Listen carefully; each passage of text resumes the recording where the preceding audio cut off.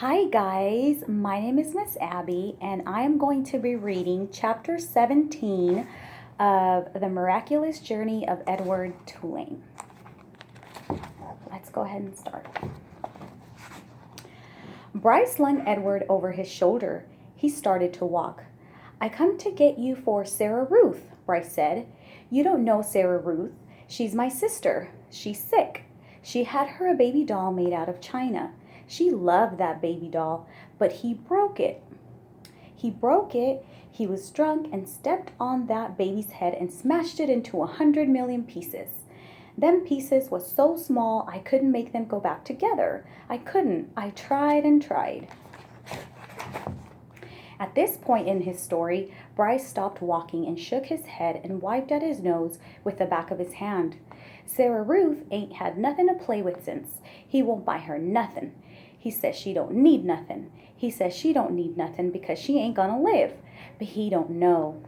Bryce started to walk again. "He don't know," he said.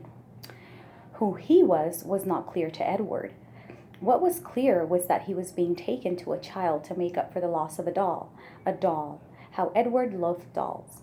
And to be thought of as a likely replacement for a doll offended him. But still, it was, he had to admit, a highly preferable alternative to hanging by his ears from a post. The house in which Bryce and Sarah Ruth lived was so small and crooked that Edward did not believe at first that it was a house.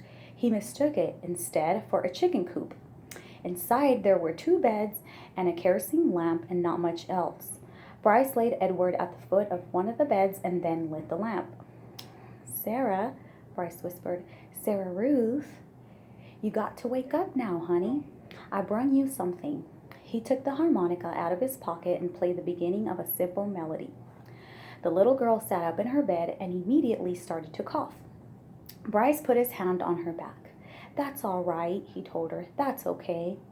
She was young, maybe 4 years old, and she had white blonde hair, and even in the poor light of the lamp, Edward could see that her eyes were the same gold-flecked brown as Bryce's.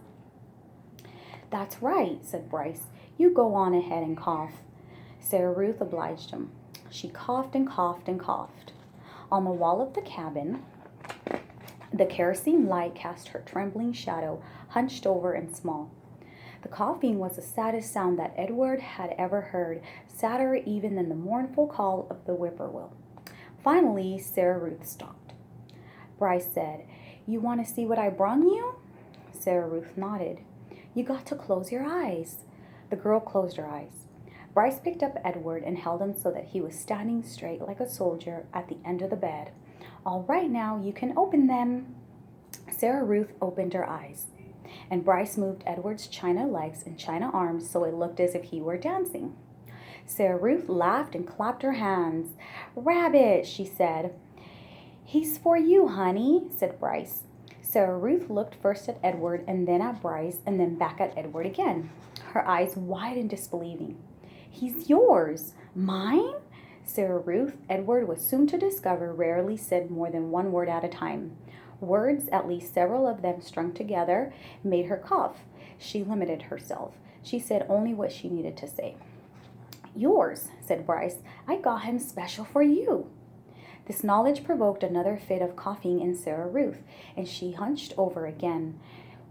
When the fit was done, she uncurled herself and held out her arms. "That's right," said Bryce. He handed Edward to her. "Baby," said Sarah Ruth. She rocked Edward back and forth and stared down at him and smiled. Never in his life had Edward been cradled like a baby. And see, here's a picture. Abilene had not done it, nor had Nellie, and most certainly Bull had not. It was a singular sensation to be held so gently and yet so fiercely, to be stared down at with so much love. Edward felt the whole of his china body flood with warmth. "You going to give him a name, honey?" Bryce asked. "Jangles," said Sarah Ruth without taking her eyes off Edward. "Jangles, huh? That's a good name. I like that name." Bryce patted Sarah Ruth on the head. She continued to stare down at Edward. "Hush," she said to Edward as she rocked him back and forth. From the minute I first seen him, said Bryce, I knew he belonged to you. I said to myself, that rabbit is for Sarah Ruth for sure. Jangles, murmured Sarah Ruth. Outside the cabin, thunder cracked, and then came the sound of rain falling on the tin roof. Sarah Ruth rocked Edward back and forth, and Bryce took out his harmonica and started to play, making his song keep rhythm with the rain. All right, get ready for chapter 18. Bye.